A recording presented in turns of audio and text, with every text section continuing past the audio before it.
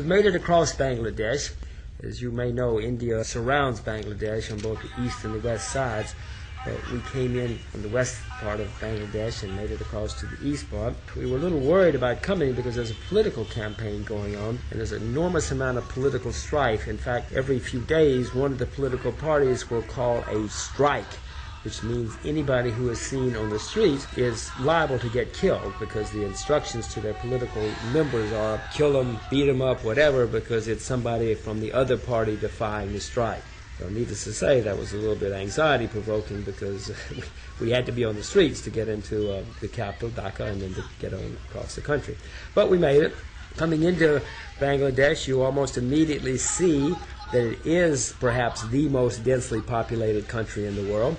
The statistics say it, but until you've been here, you probably don't really understand what that means. It's more densely crowded than even China, and some parts of China are unbelievably densely populated. You notice immediately that it's a Muslim country. When we left India, which is largely a Hindu country, we came here and immediately were back into a Muslim country. As you may remember, when India was given its independence in 1947, they split off East and West Pakistan in those days for the Muslims. Well, the place called East Pakistan eventually broke away from West Pakistan in 1971 and became Bangladesh. We also find here tombs for holy men. Over the centuries, imams or ministers, we would call them in the West, frequently reach the status of an iman, I-M-A-N, or supreme holy man, and they literally become almost like our saints. There's sects around them, they're worshippers of these holy men. You see immediately that the Muslim influence, it is a Muslim country. You also see that it's a Bengali country. You can see in the written language, Bengal is the part of eastern India and western Bangladesh, and they are the same ethnic group or the same linguistic group. Another thing you see very, very quickly is that the leftovers from the English colonial past, some of the buildings are just remarkable colonial architecture. It is pretty staggering, some of these old buildings. Another thing you notice pretty quickly, in addition to how crowded it is, how the housing is very crowded. Some people would call it slums, although some of the people living in the housing, in the flats and the apartment buildings, think that they are the height of luxury compared to where they came from in the countryside.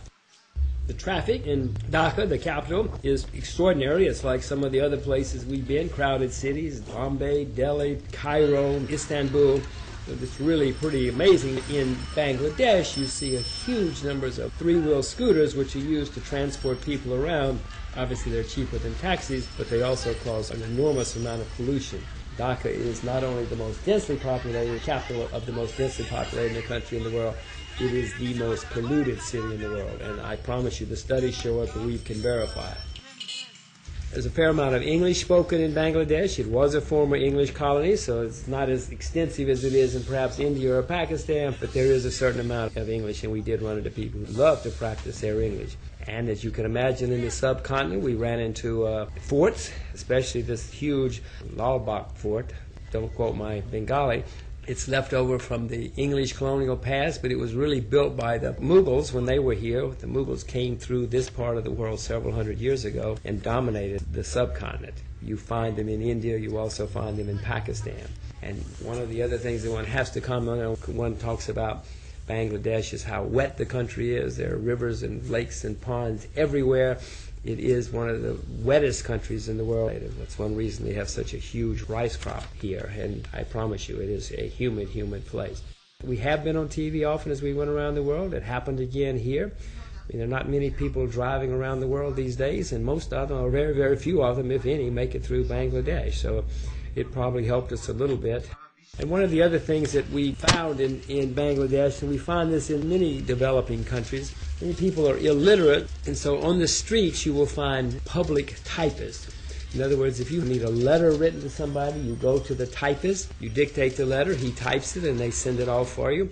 Or if you have to have a form filled out for the government, you go to the public typist, and they will type it for you. They're all very cheap. This is something that obviously has disappeared from developed countries, but in many developing countries it still exists, and it's a great public service, especially in countries where there's a lot of illiteracy.